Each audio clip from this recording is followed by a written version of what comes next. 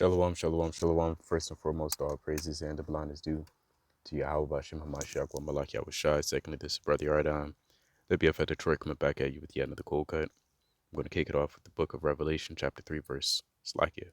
Revelation, chapter 2, verse 2.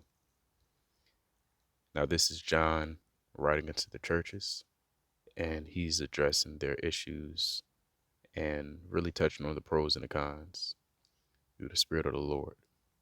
And it reads, Unto the angel of the church of Ephesus, write these things, saith he that holdeth the 7 stars in his right hand, who walketh in the midst of the 7 golden candlesticks. I know thy works and thy labor, and thy patience, and how thou canst not bear them which are evil. And thou hast tried them which say they are saint apostles, and are not, and hast found them liars. And so again, as I mentioned, that these churches, they have their pros and cons, so to speak, meaning they have their good fruit as well as their bad fruit, right? And that's the purpose of these letters, even throughout the so-called New Testament, even with Paul, for an example, right? These churches, they're not all inherently evil. They have their drawbacks, they have their weak links, you understand? And that's what's being addressed. Verse 3, and has borne and has patience, and for my name's sake has labored and has not fainted. And that's our goal, to labor and not faint, because we understand that our labor is not in vain, pursuant to 1 Corinthians 15 and 58. Reading on, nevertheless, right? Meaning, however, I have somewhat against thee, because thou hast left thy first love. So what is this love that Yahushua is referring to? What is our first love? It's the knowledge of the truth. This is our first love. It's not referring to your love back in '09, back in high school, or your college days. Your first love is the scriptures. Now, unfortunately, a lot of men, they fall out of love for a lot of reasons. And I'm going to pull up some reasons on a carnal level. So here, why do people fall out of love? Lack of communication, unresolved conflicts, boredom, growing apart, and changes in individual identities or priorities. And that's exactly how you fall out of love with the scriptures, because you lack in communication, meaning you lack in praying to the Most High God. You get bored. Some people get so bored they search out other books so it can fulfill their desires. Other people, they just change themselves and they lose interest of the scriptures, the milk, the meat, the etymology, the history. I mean, the wars, everything in between, they just lose interest and they fall in love with Buddhism or Christianity again, and or even certain philosophies. And so an individual changes in individual identities or priorities. And the truth, it just stops being your main priority. I mean, you used to come out every Friday, now you don't. Or you used to come out every Saturday or the weekends to teach or to be amongst the brothers if you are a member of a camp.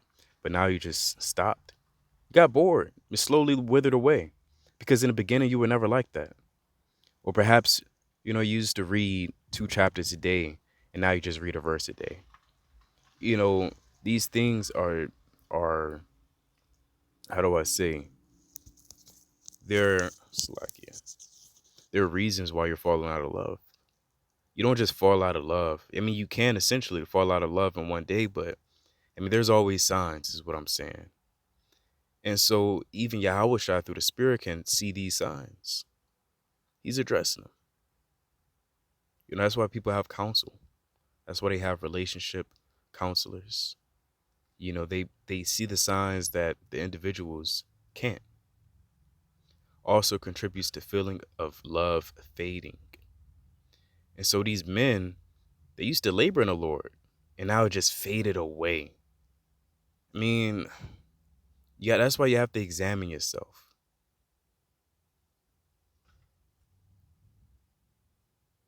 So this isn't going to be a super duper long cold cut, relatively short, but I just wanted to, echo that in the ears of Israel today. In 2 Corinthians 5 and 7, it reads, "For we walk by faith and not by sight. We are confident, I say, and willing, rather to be absent from the body and to be present with the Lord."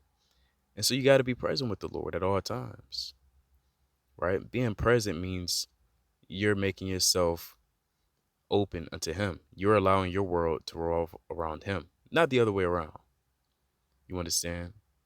The Lord doesn't revolve around you and what you have going on in your life. That's not how things work.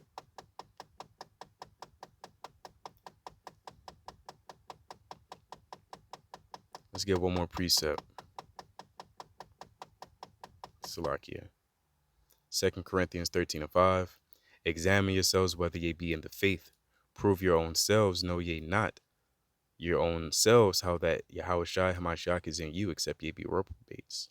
And Yahushua is in you, meaning His Spirit is in you.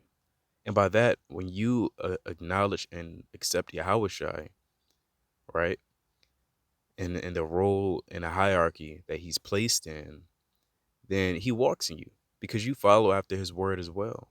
And His word was given to Him from the Most High.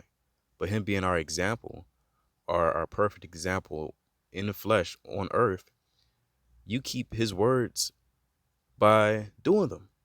And so therefore you can say, well, I'm walking like Christ. However, you just stopped walking like Christ. You walked away. You walked astray. You walked against the path of Christ. And, coincidentally, or, oddly enough, you became antichrist when you walk against Christ. And so you have to remember your first love. And wisdom loves you in so many levels and ways that you can barely comprehend. And people take it for granted. So in Proverbs 1 and 20 verse, Proverbs 1 and 20, it reads this: "Wisdom crieth without, she uttereth her voice in the street. She crieth in the chief places of concourse, in the opening of the gates. In the city she uttereth her words, saying, How long, ye simple ones, will ye love simplicity? And the scorners delight in their scornings, and fool hate knowledge." And so wisdom is crying to you. And you may be asking yourself, well, I don't hear it. Well, hold on, brother.